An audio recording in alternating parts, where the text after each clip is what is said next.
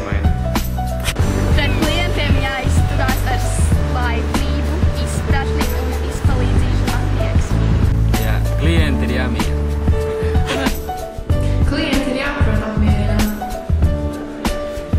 Klientam vienmēr taisnība. Kā ir jāizturās pret klientiem? Ar smaidu. Visiem klientiem jāizturās vienmēr. Jāizturās vienmēr ar sapratni, kā jau teicu, un jāatcerās, ka vienmēr klientam ir taisnība.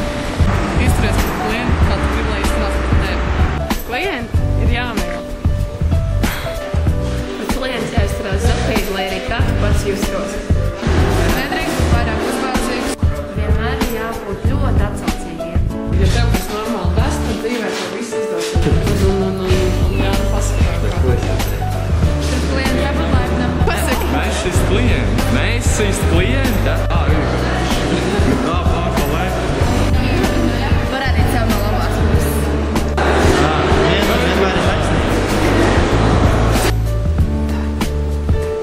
Izmantojiet balss toņa un ritma variācijas, lai piesaistītu auditoriju.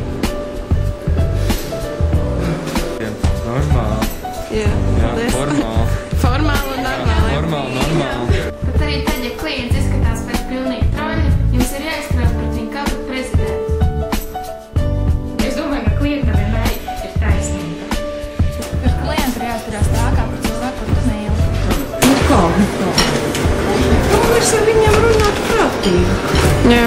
Viņiem runās rupi pretī, tad jau iznāks liels skandāls. Jā. Nu, Jo tad viņi pratīgāk, jo